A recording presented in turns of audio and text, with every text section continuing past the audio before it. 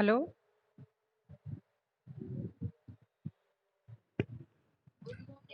Good morning बेटा। आज हम आपका सेकंड चैप्टर स्टार्ट करेंगे।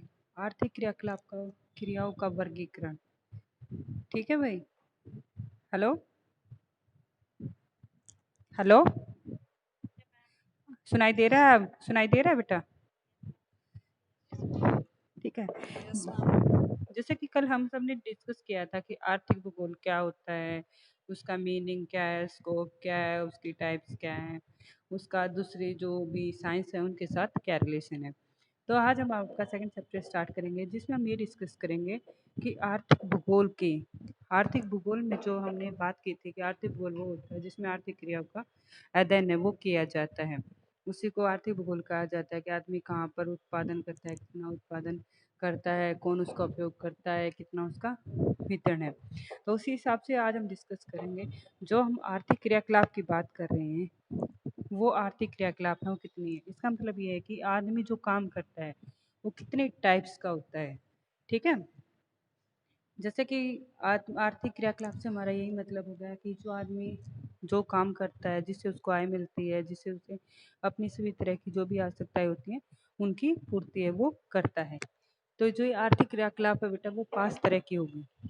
एक प्राथमिक है, द्वितीय है, तृतीय, चतुर्थ और पंचम। 5 तरह की आर्थिक क्रियाकलाप होगी। आज हम प्रथम जो प्राथमिक क्रियाकलाप है उसके बारे में डिस्कस करेंगे। जो प्राथमिक क्रियाकलाप है वो क्या होता है। प्राथमिक क्रियाकलाप जैसे कि हम कह सकते हैं प्राइमरी एक्टिविटी क्या होती है। प्राथमिक क्रियाकलाप वो होता है जिसमें आदमी पूरी तरह से, या आप ये कह सकते हो जो आदि मानव का जो जीवन था उनमें, आदि मानव के जीवन में जो आदमी काम करता था वो हमारे प्राथमिक क्रियाकलाप में आते हैं। कैसे? जैसे कि आदमी क्या था, पहले के टाइम में इंडस्ट्री नहीं थी, एग्रीकल्चर नहीं था, और मनुष्य की आवश्यकता भाई मोटे तौर पर रोटी, कपड़ा, मकान, उन सब की आवश्यकताओं के लिए वो पूरी तरह प्रकृति पर निर्भर था। तो वो निर्भर की रहता था तथा जो भी उसे वो प्रकृति से मिलता था, चाहे वो जमीन से मिल रहा हो या फिर वो पानी से मिल रहा होता होता या फिर जहाँ से भी उसको जो भी चीज़ मिलती थी उसी के द्वारा वो अपनी आवश्यकता की पूर्ति है वो कर लेता था। जैसे कैसे? जमीन से उसे जैसे पेड़ पौधों से फल फ्रूट जो मिलते थे खाने के लिए, पहनने के लिए वो छाल का प्रयोग कर लेता था या पत्तियां लपेट लेता था। अब उसकी आवश्यकता होती है पीने के लिए, वो पानी ले लेता था, चाहे वो तालाब था या जो भी उस टाइम पे जो भी उसको फैसिलिटी मिल रही थी तालाब से, या आप नदियों से आप कह सकते हो, उनसे वो अपनी पीने की आवश्यकता की पूर्ति कर लेता था। साथ में अब हम बात करते हैं कि वो रहता कहाँ होगा। तो ऐसे टाइम में वो क्या करता था, प्रकृति से जो भी उसको, चाहे वो पेड़ पौधों से या घास फूस से, पत्तियों से, टहनियों से अपना घर बनाकर वो उसमें रहता था। तो इसमें जो प्राथमिक क्रियाकलाप में आप ये कह सकते हो, आदमी खुद कुछ भी उत्पादन नहीं करता था, वो पूरी तरह से प्रकृति पर निर्भर था। ठीक है। जो कुछ भी उसे प्रकृति से मिलता था उसी के द्वारा वो अपनी आवश्यकता की पूर्ति है वो कर लेता था। ठीक है। अगर हम उस टाइम की बात करते हैं तो आज के टाइम में तकरीबन ऐसा माना जाता है पूरे वर्ल्ड में सिर्फ 5% आदमी ही ऐसे हैं जो इस तरह के कार्य में संलग्न पाए जाते हैं या इस तरह का काम है वो करते हैं, या प्राथमिक क्रियाकलाप कहते हो ना कि पूरी तरह प्रकृति पर निर्भर है, वो सिर्फ 5% ही ऐसी पॉपुलेशन पाई जाती है जो इस तरह के काम में संलग्न है। अब हम बात करते हैं कि जो प्राथमिक क्रियाकलाप है वो कितने, उसके टाइप्स कौन कौन से हैं। पहले वाला आता है भाई संग्रहण करना, गैदरिंग करना। वनों से वनों से आप कह सकते हो जो भी उनको चीजें मिलती थी, चाहे वह खाने की चीजें थी, जब भोज्य पदार्थ कह सकते हो, या भोज्य पदार्थ, या आप ये कह सकते हो खाने के लिए जैसे फल फ्रूट, कंदमूल या जो कुछ भी मिलते थे। है भोज्य पदार्थों में आप ये कह सकते हो जो पत्तियां थी इनसे वो अपने कपड़े बनाता था, या फिर अपने रहने के लिए झोपड़ी छप्पर जो भी बनाता था, वो सब सारी चीज़ों को क्या करता था, इकट्ठा करता था। संग्रहण का मतलब क्या है, प्रकृति से जो भी उसे चीज़ें मिलती थी उसको वो इकट्ठा कर लेता था और उसके द्वारा अपने खाने पीने की आवश्यकता, साथ में अपने रहने की या पहनने की हर तरह की आवश्यकता वो प्रकृति से दिए हुए पदार्थों को इकट्ठा करके वो पूर्ति है वो करता था। Hello hello. समझ में आ रहा है बेटा?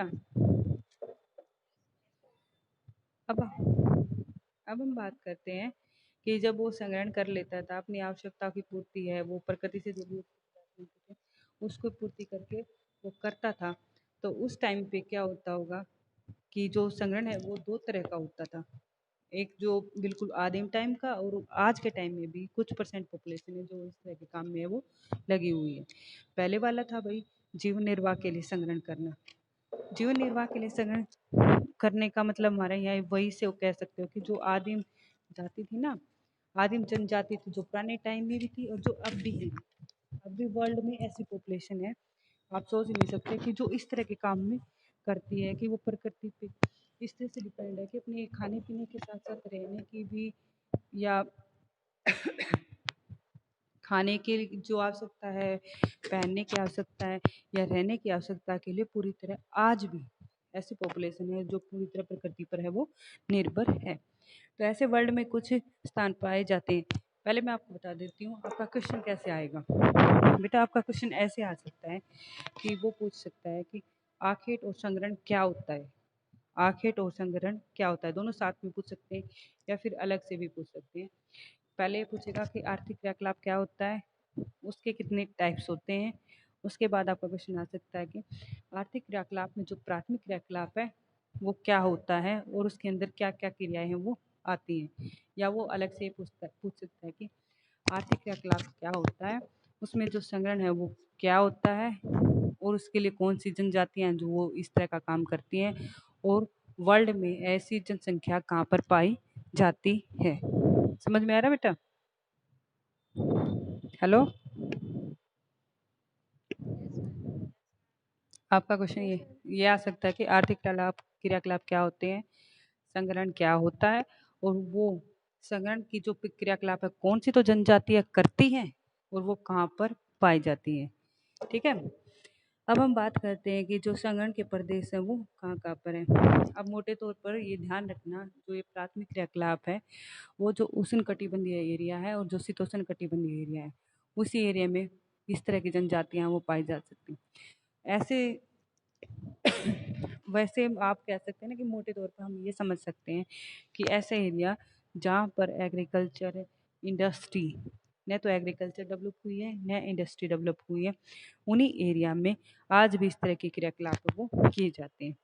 वो एरिया हो गए भाई, जैसे एशिया में के मलाया में सिमाग और सकई हो गया, दक्षिण अमेरिका के ब्राज़ील के अमेज़न में बोरो जनजाति है, अफ्रीका में कायरो कांगो और कांगो बेसिन या गिनी तट पर जो कबीले पाए जाते हैं, जो जनजातियां पाई जाती हैं वो इस तरह की होती हैं। और आपने अपनी ह्यूमन ज्योग्राफी में बुशमैन और जायरे के बुशमैन तथा एस्किमो के बारे में पढ़ा होगा, पढ़ा है? हेलो, आपने अपनी ह्यूमन ज्योग्राफी में पढ़ा होगा कि एस्किमो कैसे रहते हैं, कहाँ रहते हैं, साथ में वो बुशमैन और एस्किमो के बारे में पढ़ा होगा। तो वो इस तरह की जनजातियाँ वो इसी पर डिपेंड करती है, वो संगठन का काम है वो करती हैं। अब उसके बाद हम बात करते हैं कि जो संगठन से वो कौन कौन से उत्पादों को इकट्ठा करती है। जैसे मोटे तौर पर बेसिकली आदमी की वही 3 आवश्यकताएं होती हैं, भी रोटी, कपड़ा और मकान। तो उन आवश्यकता की पूर्ति करने के लिए, जैसे भोजन के लिए वो भी उनको फल मिलता होगा, शहद मिलता होगा या नट मिलते होंगे, जो भी उनसे जंगल से मिलते थे फल फ्रूट, उनसे वो अपने भोजन की आवश्यकता की पूर्ति कर लेता था। अब यहाँ का वो टाइम आप कह सकते हो जब आग का आविष्कार नहीं हुआ था, तो जो भी उसको प्रकृति से कच्चा मिलता था उसी के द्वारा वो अपने खा पी के अपनी आवश्यकता की पूर्ति कर लेता था। अब पहनने के लिए, के वस्त्र के लिए वो क्या करता था, प्रकृति के द्वारा जो भी उसको पत्तियाँ मिलती, पेड़ पौधे होते, उनकी टहनियों को वो लपेट के अपने कपड़े की पूर्ति है वो कर लेता था।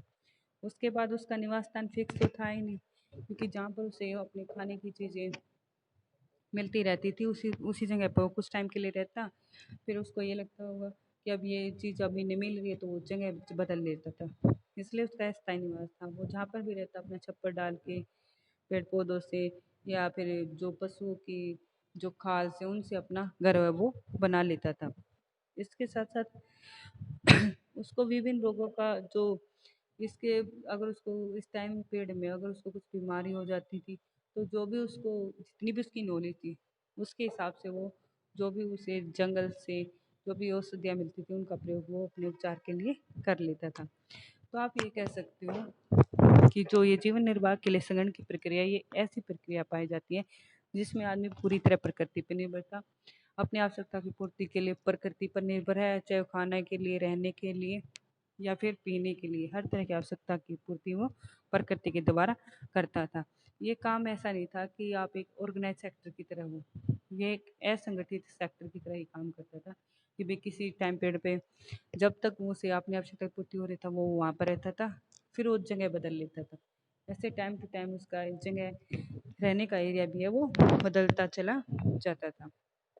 उसके बाद आता है कॉमर्शियल गैदरिंग।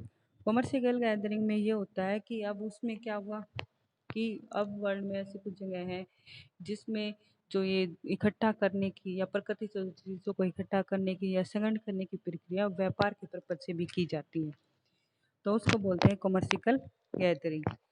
तो ये जो कॉमर्शियल गैदरिंग है वो कौन कौन से एरिया में की जाती है? पहले वाला आता है भाई उष्णकटिबंधीय वनों में। उष्णकटिबंधीय वनों वाला एरिया में आ जाता है आपका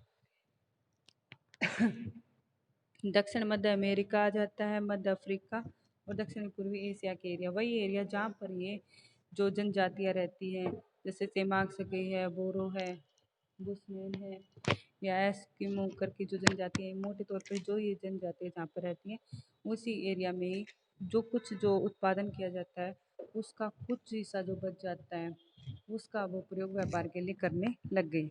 वो जो जीवन निर्वाह के लिए जो संगठन था वो बिल्कुल पुराने टाइम की बात है।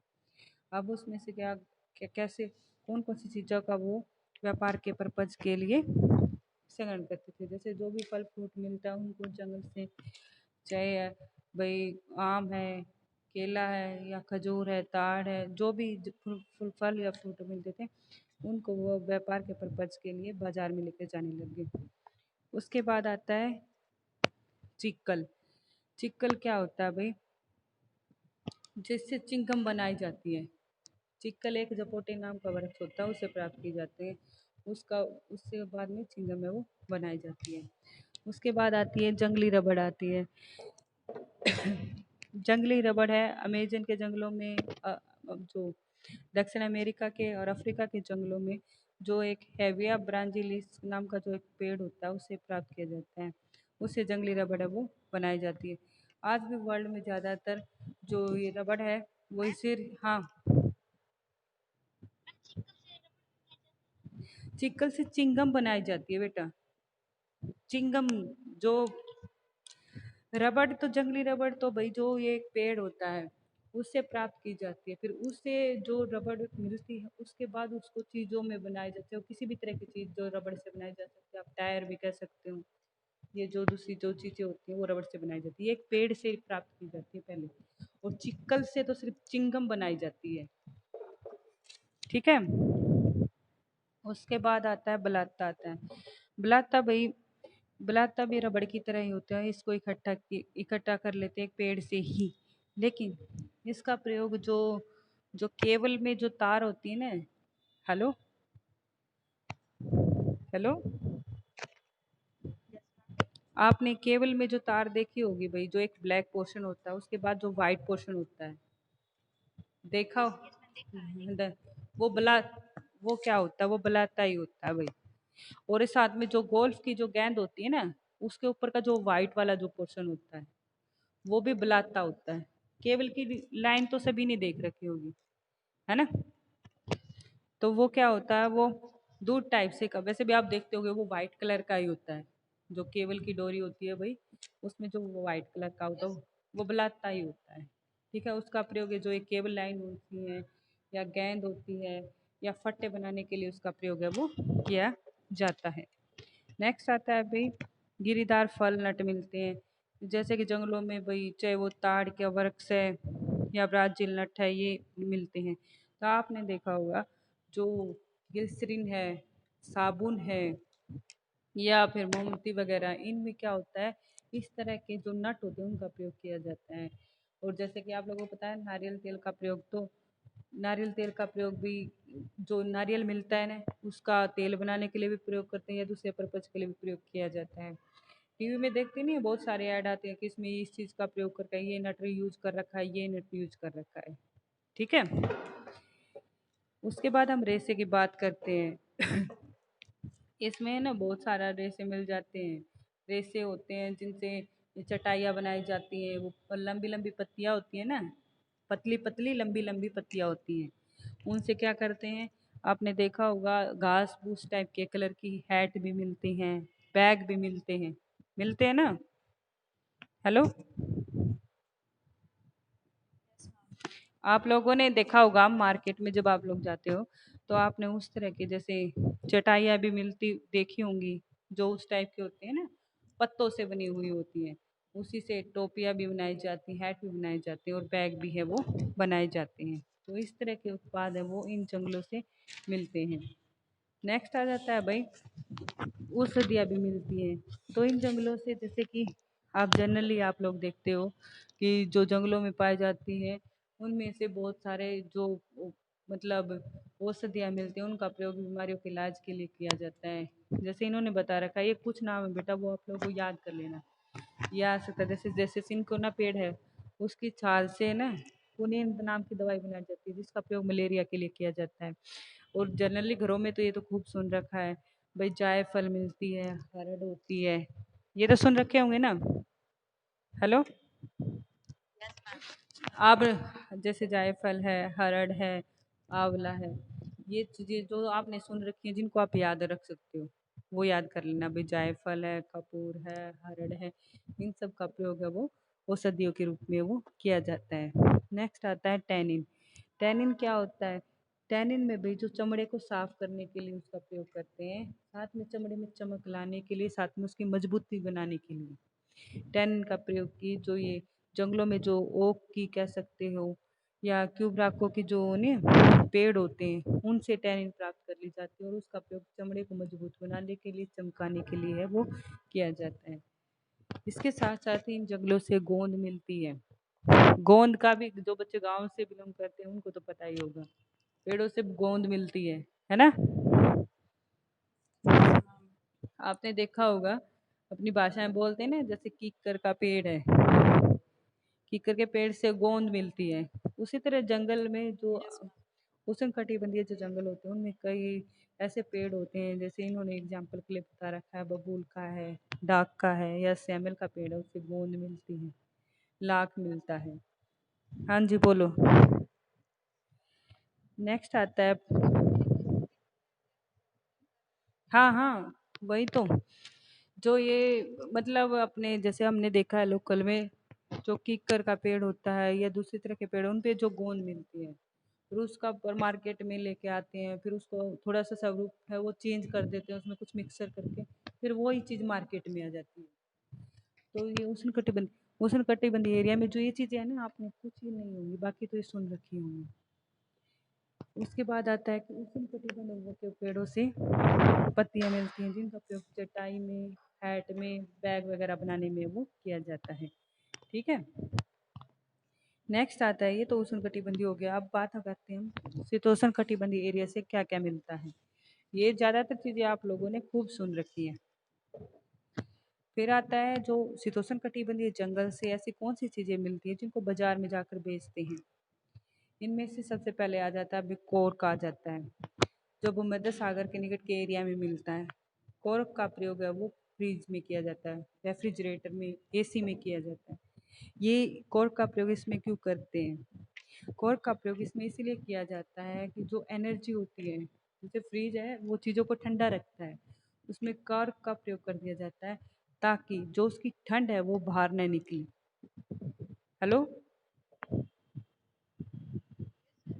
जैसे कोर्क का प्रयोग फ्रिज में करते हैं भाई, और जो ये जो शीतलन भंडारण आप ये कह सकते हो जहाँ पर बहुत ये होता है ना, आप लोगों ने देखा होगा जनरली कि अब कोई भी मौसम चल रहा है, आज अब आप मतलब करंट में भी आप देखते हो गोभी की सब्जी भी आपको मिल जाएगी, मिल जाती है ना। और गाजर की सब्जी भी, गाजर की सब्जी भी ले, गाजर की सब्जी ले लो चाहे आप। तो ये क्या किया जाता है, ये क्या है ना, एक वो बोलते हैं ना स्टोरेज में रखा जाता है इनको, स्टोरेज की सब्जी होती है। उनमें क्या किया जाता है, कोर का प्रयोग किया जाता है वहाँ का। इससे क्या होता है, वहाँ का टेम्परेचर नॉर्मल रहता है या ठंडा रहता है, जिससे ये चीज़ें बिल्कुल ख़राब नहीं होती है। इसी वजह से हम कोर्क का प्रयोग करते हैं, तो उसकी वजह से हम कोई भी चीज़ किसी भी टाइम पे यूज कर लेते हैं। जैसे गर्मियों की सब्जी है वो सर्दियों में भी मिल जाती है, और जो सर्दियों की सब्जी है वो गर्मियों में भी है वो मिल जाती है। और घरों में फ्रिज तो सभी के होते ही हैं, उसमें जो कल का प्रयोग करते हैं ताकि वो जो ठंड है वो बाहर न निकल पाए, वो उसकी स्टोरेज कर लेता है। नेक्स्ट आता है टैनिन। जैसे कि बताया थी, टैनिन का प्रयोग मोटे तौर पर क्या होता है, चमड़े को मजबूत करने के लिए किया जाता है। ये कई सारे वर्क्स होती हैं भाई, उनकी छाल से मिलता है। जैसे ओक है, हेमलॉक है, चेस्टनट है, इन सभी पेड़ों की छालों से टैनिन को प्राप्त किया जाता है और उससे चमड़े को मजबूत है वो बनाया जाता है। उसके बाद आता है भाई रेजिन और तारपीन। जो चीड़ नाम का जो वृक्ष होता है ना भाई, उसको में ना रेजिन निकलता है। उस रेजिन को गर्म करके तारपीन भी बना लेते हैं, और जो बाकी का जो हिस्सा बच जाता है उससे ब्रोजा बन जाता है। ये जो बहुत सारे जो रंग रोगन होते हैं ना, या कीटनाशक जो दवाइयाँ होती हैं या साबुन होता है, उनमें इसी तरह की चीज़ों का प्रयोग करके वो बनाया जाता है। हेलो। तो भाई ये आप क्या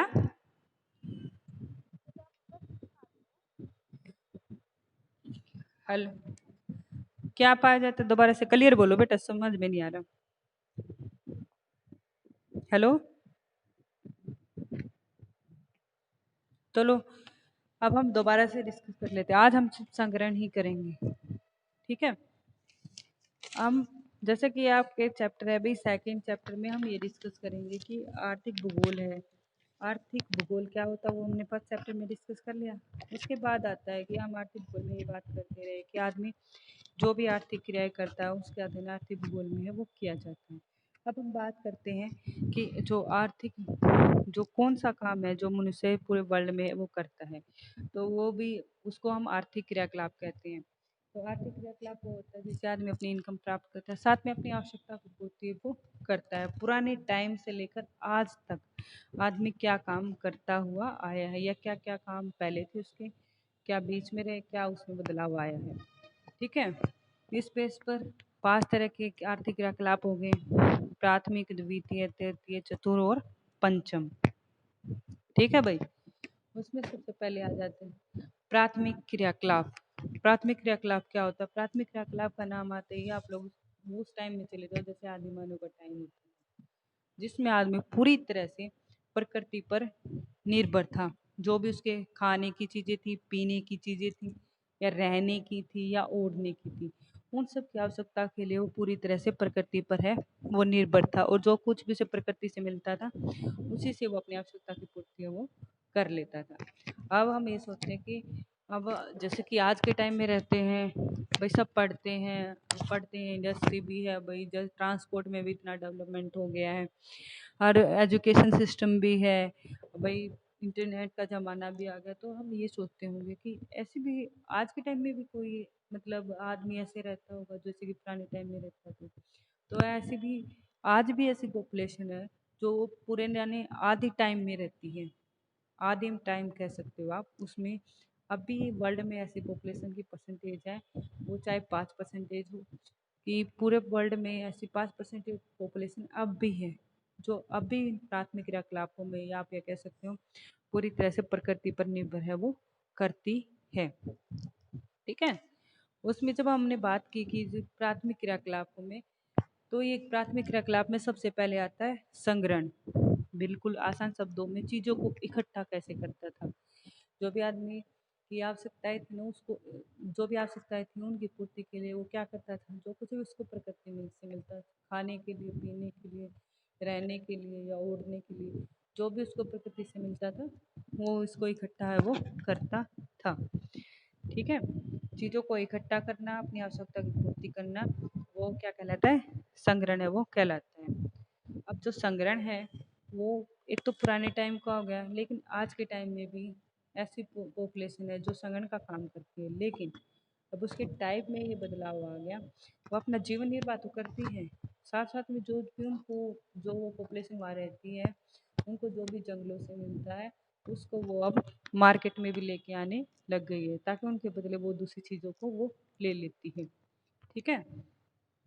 उसमें सबसे पहले हम डिस्कस करते हैं कि जो जीवन निर्वाह के लिए संग्रहण करना, जीवन निर्वाह के लिए अब भी ऐसी आदिम जातियाँ हैं, वो अमेरिका के, दक्षिण अमेरिका, अफ्रीका है, एशिया है, इनमें कुछ पॉपुलेशन ऐसी पाई जाती है जो संगठन के काम में संलग्न है और जो सिर्फ जीवन निर्वाह के लिए है वो करती है। इसमें वो भोजन के लिए प्रकृति से उसको जो भी फल फ्रूट मिलता वो प्राप्त कर लेती, वस्त्रों के लिए जो छाल मिलती, पत्ते मिलते, उनसे अपनी आवश्यकता की पूर्ति करती। उसका निवास स्थान है वो अस्थायी होता था। जिस जगह पर वो रहते थे एक टाइम के लिए जो उससे मिलता, जब उससे वो ये लगता है कि ये अब यहाँ पर वो चीज़ें उसके खाने पीने की चीज़ें नहीं मिल रही तो वो जगह बदल देता था। तो ऐसे टाइम में उनका जो अस्थायी निवास होता था वो अपनी झोपड़ी है या फिर छप्पर है वो डाल के वो अपनी मतलब जीवन निर्वाह वो करता था। उसके बाद आता है भाई जो संग्रहण था ना, एक तो किया जाता था जीवन निर्वाह के लिए, लेकिन एक क्या किया जाता व्यापार के पर्पज से भी संग्रहण किया जाता, क्योंकि इन जंगलों से काफ़ी ऐसी चीज़ें मिल रही थी जो मार्केट में जिनकी आवश्यकता है और यह जो आदमी की जरूरत को है वो पूरा करती है। इसमें चाहे वो उन्होंने फल फ्रूट मिले उनको मार्केट में बेचना शुरू कर दिया, उसके बदले उनको चाहे दूसरी आवश्यकता की चीज़ें हैं वो मिलनी शुरू होगी। उसके बाद चिक्कल है, वो जो इस तरह के उष्णकटिबंधीय जंगलों से मिलता है, वो चिक्कल से रोज जो जो चिक्कल से वो चिंगम है वो बनाई जाती है, जपोटे नाम के वृक्ष से ये मिलता है। जपोटे नाम के वृक्ष से तो ये मिलता है और इससे चिंगम है वो बनाई जाती है। एक जंगली रबड़ भी मिलती है जो कि अमेजन और अफ्रीका के, दक्षिण अमेरिका और अफ्रीका के जंगल से जो मिलती है। इसके बाद बुलाता आता है। बुलाता जैसे मैंने बताया कि मोटे तौर पर आप लोगों ने देखा होगा जो केबल लाइन होती है, केबल लाइन में जो वाइट कलर का होता है वो बुलाता होता है। उसके बाद जो गिरीदार फल होते हैं, नट्स हैं, चाहे वो नारियल है, चाहे ब्राज़ील नट है या फिर ताड़ का नट है, इस तरह के नट है वो उनसे मिलते हैं। इसके साथ रेसे मिलते हैं जिसमें उनकी चटियाइयाँ, हैट, बैग, रस्सी, ये सब है वो बनाए जाते हैं।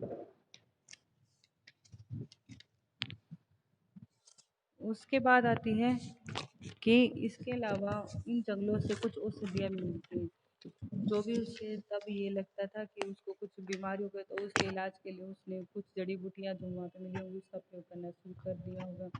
तब उसको ने ये देखा कि ये चीज़ हो जाने से, इस जड़ी बूटी का प्रयोग करने से उसका सॉल्यूशन हो रहा है, तो फिर उसको एक दवा के रूप में उसने प्रयोग करना है वो शुरू कर दिया। और हम अपने घरों में भी हम हरड़ है, जायफल है, आंवला है, इनका तो यूज आमतौर पर करते ही हैं।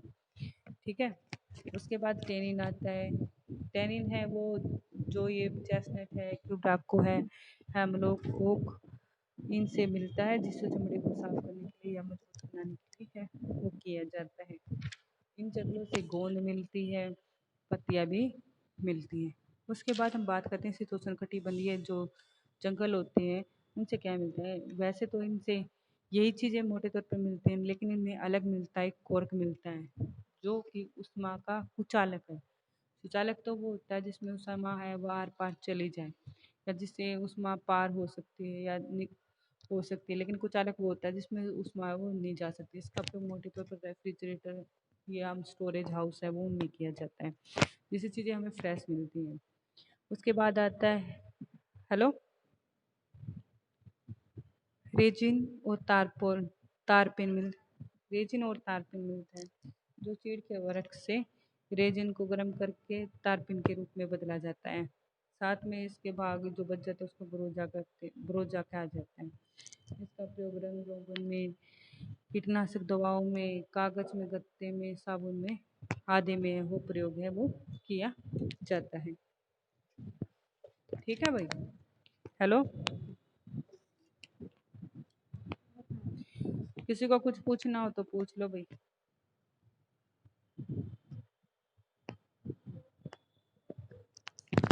हेलो।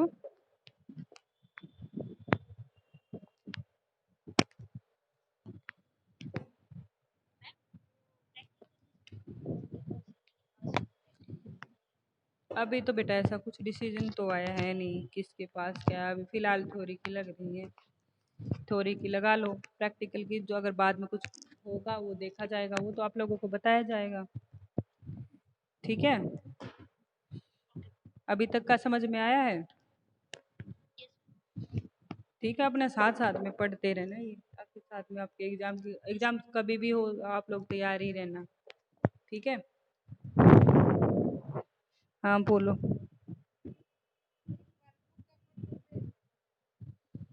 बेटा ये बुक है आपकी, अशोक दिवाकर की है, आर्थिक भूगोल और प्रयोगात्मक भूगोल, प्रैक्टिकल भूगोल। ठीक है, फोटो भी भेज देंगे। तो आप मार्केट में जाओगे, आप बोल दोगे ना अपने फिफ्थ सेमेस्टर की बुक चाहिए, अशोक दिवाकर की यही है। ठीक है, वो फोटो भेज देंगे। और कोई डाउट हो भाई, कल हम करेंगे हंटिंग, आखेट क्या होता है। ठीक है। वैसे कितने बच्चों ने बुक ले ली है? हेलो, कितने बच्चों ने बुक खरीदी है अभी तक? मतलब ठीक है, ठीक है भाई। अपने ना बुक में, अगर बुक आपके पास होगी तो साथ साथ में, जैसे मैं लेक्चर दे रही हूँ, अगर आपके पास बुक नहीं है तो आपको समझ में भी नहीं आएगा। और आप लोगों का पता है सिलेबस ऐसा है कि आप लोगों का मतलब लेक्चर टाइप का ही है, बोर्ड पे तो ऐसे समझाने का कुछ है नहीं, ना तो इसमें कोई डायग्राम है ना?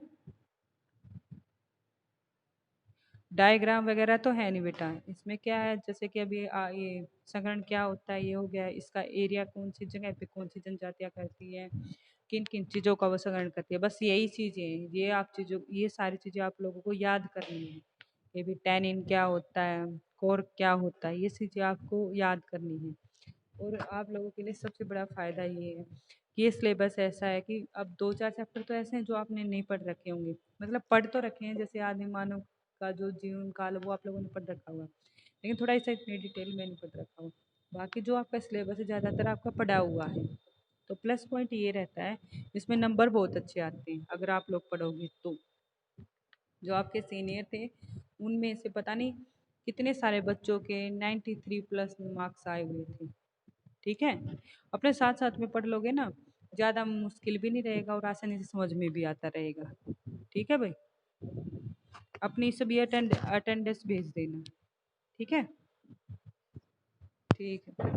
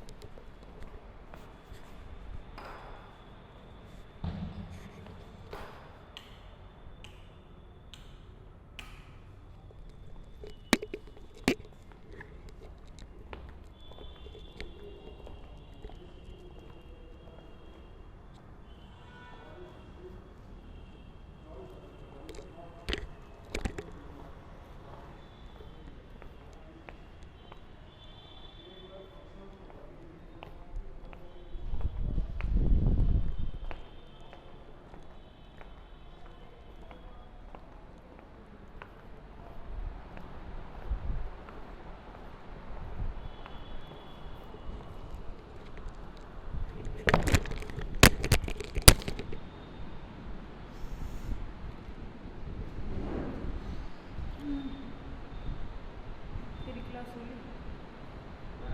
ना ना, मैं भी बता रही हूँ। 5 मिनट रह गए। 5 मिनट। इक्यावन हुए। क्या रहा इक्यावन?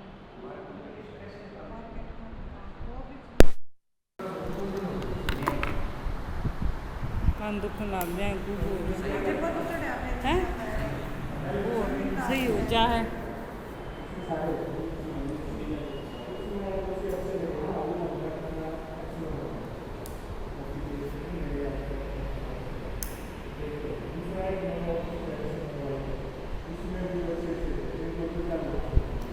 हाँ तो कोई बात नहीं, कोई घबराने की जरूरत नहीं, ठीक हो जाएगा आपका 10 दिन में। ठीक है।